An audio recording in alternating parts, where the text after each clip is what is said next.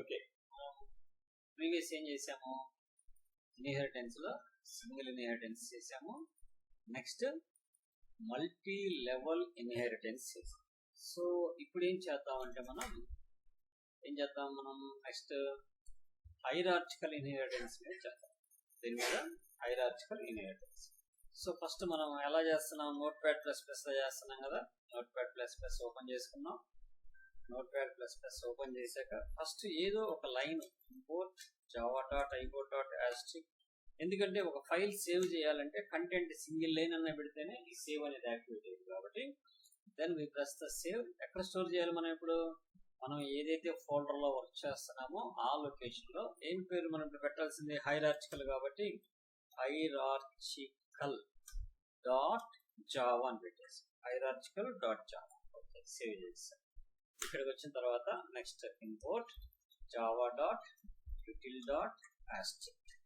ఆ తర్వాత class, what about the class name, hierarchical.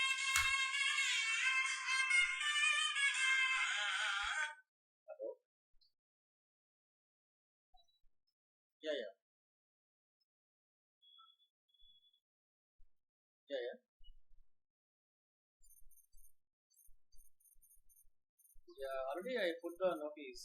This month 28th is last one. Yeah, 28th. Yeah. 5 plus experience. 15.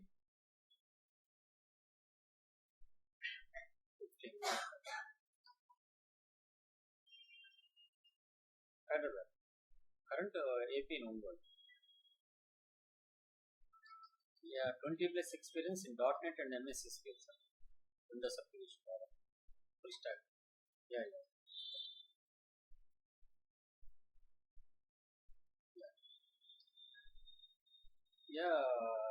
Tech Mahindra is 1 round is completed and Infosys 2 rounds completed, waiting for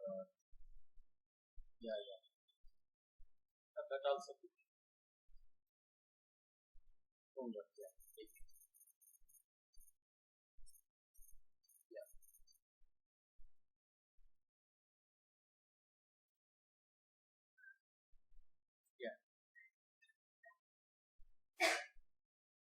This is first time, not a problem.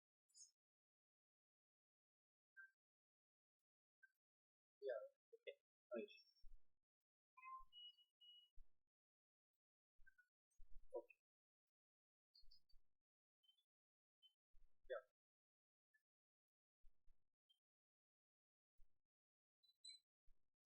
So class name is the hierarchical. Okay. Then ఈ hierarchical class అనేది main program కి రాసుకునేది. Public static void main string args.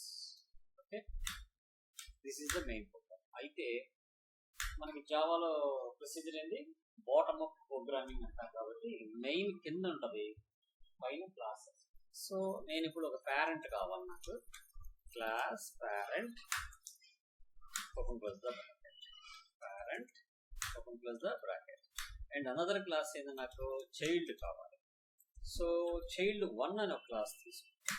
Take the child 1 class, extends of what class, parent. Okay, that's next class child 2 extends of, వీళ్ళిద్దరికి కూడా ఒకటే parent కాబట్టి parent. Then open close the bracket. Now class parent inside we declare some variables. So parent code, enter the string parent name, these two variables. And మనం ఏం చేయాలి, constructors inheritance వాడుతున్నామంటేనే constructors ని implement చేయాలి, దాంట్లో compulsory చేయాలి. ఎందుకంటే మనం arguments ని ఒక క్లాస్ నుంచి ఇంకో క్లాస్ పంపించాలంటే ఇంకో వే లేదు. That is the must and should through constructor with super class. So కాబట్టి ఇక్కడ ఏం చేద్దాం, మనం కన్స్ట్రక్టర్ రూల్స్ తెలుసుగా మనకి. The class name must be a constructor name, no return type in constructors,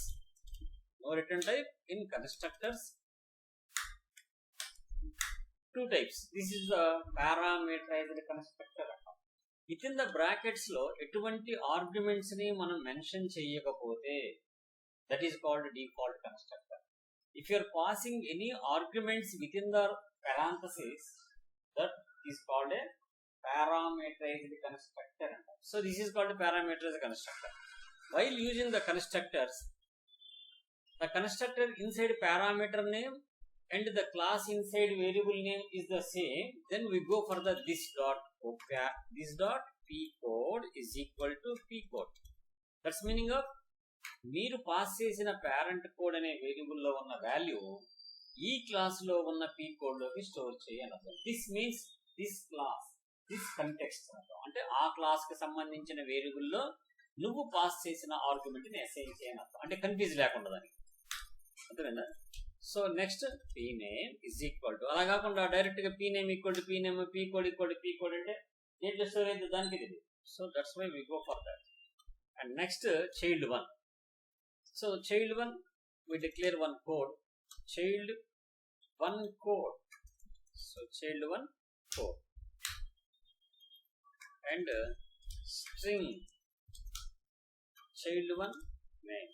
Okay, then we need have to make constructor child 1. So the child 1 inside 4 parameters is an essential. 2 is the parent parameters and 2 is the child parameters. So kabatti p code, so that is the integer of p code and string of p name and integer of c1 code and string of c1 name. That's 4 parameters is over. We need have to pass the 2 parameters our super class. So kabatti em cheyali appudu super parent code comma parent name. We pass the 2 arguments. These 2 arguments will be passed to parent class constructor inside will be passed. Parent class యొక్క constructor లోకి automatic గా ఈ super అనే method ఏం చేసింది, these 2 parameters will be passed into the parent class. Okay, that's and next child 2. ఇప్పుడు remaining మనం assign చేయాలిగా మళ్ళీ this dot c1 code, this dot c1 code is equal to c1 code, then this dot c1 name is equal to c1 name. That's what will be assigned. So నేను as it is మళ్ళీ code అంతా రాయకుండా I copy this and pass this. The name is the c2 code and c2. Now the parent details same and the c2 code and c2. That's okay. Now these 2 must and should we can pass the parent and this c2 code is equal to c2 code, c2 name is equal to c2 name. Size తగ్గిస్తానా. So ఇప్పుడు మనకి child 1 అయిపోయింది, child 2 కూడా అయిపోయింది. So ఇప్పుడు మన main program లో these 2 classes if you want to implement then ఏం చేయాలి మనము, ఫస్ట్ మనకి ఇన్పుట్ తీసుకోవాలంటే స్కానర్ కావాలి. ఫస్ట్ నేను ఇన్పుట్ తీసుకోకుండా సింపుల్ వేలో కాన్స్టెంట్స్ ఇచ్చి చెక్ చేస్తాను. ఆ తర్వాత మీకు ఇన్పుట్స్ టేకప్ చేసి ఎలా ఇవ్వాలో కూడా చెప్తాను. ఓకే, సో ఫస్ట్ ఏం చేద్దాము, child 1 కి child 1 అనే స్మాల్ లెటర్ తోటి ఒక ఇన్స్టెన్స్ క్రియేట్ చేస్తాను. ఇన్స్టెన్స్ లోపల నేనేం పంపిస్తున్నానంటే ఫస్ట్ కోడ్, ఆ తర్వాత నేము, ఆ తర్వాత కోడ్, ఆ తర్వాత నేమ్ అంటే father name child name I push. Okay, and next same I can make another class. This is the child 2 and this is the child 2. Then I change the child code and the child name. Okay, now we write 2 methods for showing the data. So kabatti void, so we take the public void show data, show child 1 data, child 1 data. Let us show child 1 simple and open close the bracket. Then we can write system.out.println parent code colon plus p code. Copy this parent name and this p name. Okay, let's now child 1 details కూడా print చేయాలి కదా. So that's why ఇది child 1 గా. So that's why we write child 1 code. Child 1 code. Then child 1 name. Child 1 name. That's ఇక్కడ C1 code, C1 name, C1 name. Okay, I copy this method and C2 inside also I can paste that, and I can change this child 2 and parent code, parent name is okay, child 2 code, child 2 name, and C2 code and C2 name. That's enough. Okay, so now ఇప్పుడు ఈ రెండు methods మనం ఏం చేసాము, first instances create చేసాము, అవి constructors కాబట్టి ముందే పారామీటర్స్ ని పంపించేసాము. Now I want to show the child 1 dot show child 1 just. Okay, and next child 2 dot show child 2, then these two parameters will be printed. Now I save the program. అర్థమైంది ఇక్కడ. So first మనం parent class తీసుకున్నాము, ఆ parent class ని రెండు child క్లాసులకి extend చేసాము. ఈ child ద్వారా పిలిచినప్పుడు parent details plus child details display చేస్తున్నాము. ఈ చైల్డ్ ద్వారా పిలిచినా కూడా parent details child details print చేస్తున్నాము. సో మనం పంపించేటప్పుడు ఏ చైల్డ్ కి పంపించినా కానీ కామన్ గా పేరెంట్ వెళ్తాడు, చైల్డ్ డీటెయిల్స్ వరకు చేంజ్ అవుతాయి. ఇప్పుడు చైల్డ్ 1 డాట్ షో చైల్డ్ అంటే చైల్డ్ 1 డీటెయిల్స్ ప్రింట్ అవుతాయి, child 2 dot show child 2 అంటేనేమో child 2 details పెట్టాలి. Okay, now let's save the program. Get back, command prompt java c. What is the program name? Hirarchical dot java. Spelling java c.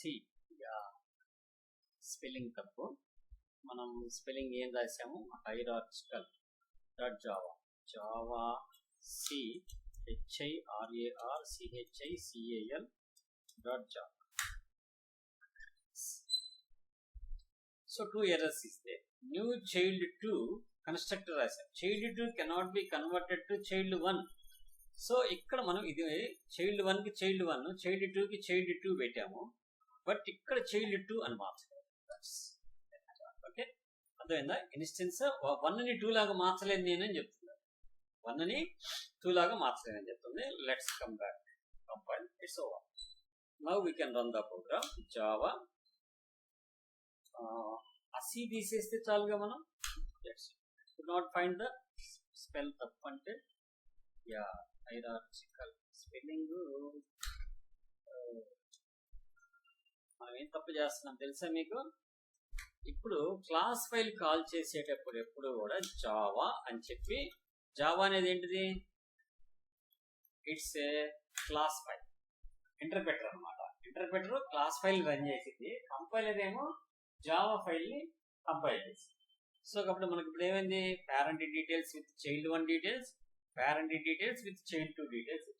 Okay, so ఇప్పుడు దీన్నే మనం విడిగా code రాయాలనుకో, అంటే మనం inputs తీసుకొని process చేయాలనుకో, మనం ఇన్పుట్స్ తీసుకొని ప్రాసెస్ చేయాలనుకో, అప్పుడు ఏం చేయాలి, మనం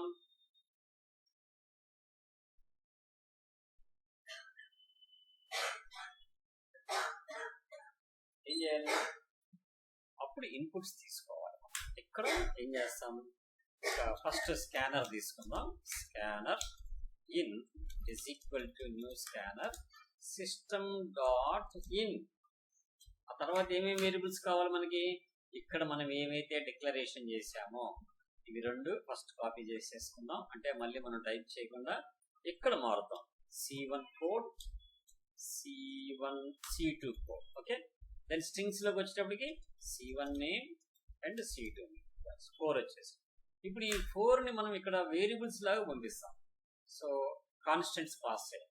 సో కాబట్టి ఏం చేస్తున్నాం, పేరెంట్ కోడ్, నెక్స్ట్ ఏం పంపించాలి, చైల్డ్ 1 కి పేరెంట్ నేమ్, ఆ తర్వాత చైల్డ్ 1 C1 కోడ్, ఆ తర్వాత C1 నేమ్. నెక్స్ట్ ఇక్కడికి వచ్చేసి వీటిని కూడా తీసేసి we're passing the dynamic values. So parent code common, parent name common, C2 code, C2 name. That's now these all variables must be read చేయాలంటే మనం మెసేజ్ పాస్ చేసుకొని ఇన్పుట్ తీసుకోవాలి. system.out.println ఎంటర్ పేరెంట్ అన్ని నీట్గా తీసుకున్నాం. పేరెంట్ కోడ్ అండ్ నేమ్ అని చెప్పేసి first parent code read చేసుకోవాలి కాబట్టి P code is equal to in dot next integer కి నెక్స్ట్ ఇంట్ వాడతాము. నేమ్ ఏంది P name is equal to in dot next. Okay, let's copy these steps and paste. What will be change child1 code name, child1 code name. ఇక్కడ ఏం చేయాలి, ఇప్పుడు P తీసేసి c1 code, then ఇక్కడ c1 name. దీన్ని copy చేసుకుందాం. ఇంకొక set కావాలి మనకి child2 కి. Enter the child2 code name, child2 code and child2 name. Then the parameters will be okay. Now we save the program and come back the compiler. So what about the program name? We don't miss the spell. Okay, so first ఏం చేయాలి, compile చేయాలి. What is the program name? Hirarchical.java. It's compiled. Then Hirarchical, enter because of class name. First parent code 100, some Srinivasa Rao. Then the child1 code 101, some Venkat, 102, some Nehru. So total data will be dynamically taking the inputs and print the data. Okay, this is the hierarchical inheritance. So ఈ class వరకు close చేద్దాము. రేపు వాళ్ళు కూడా వచ్చాక next class కదా మరి ఎక్కువ చెప్పిన ప్రాబ్లం అయితే నెక్స్ట్ కాన్సెప్ట్ అబ్స్ట్రాక్ట్ క్లాసెస్ కన్నా ఇంటర్ఫేసెస్. మీరు ఒక ప్రోగ్రామ్ రాయండి హైబ్రిడ్కి. సో ఏదైనా డౌట్ వస్తే నేను క్లారిఫై చేస్తాను. Okay, so let's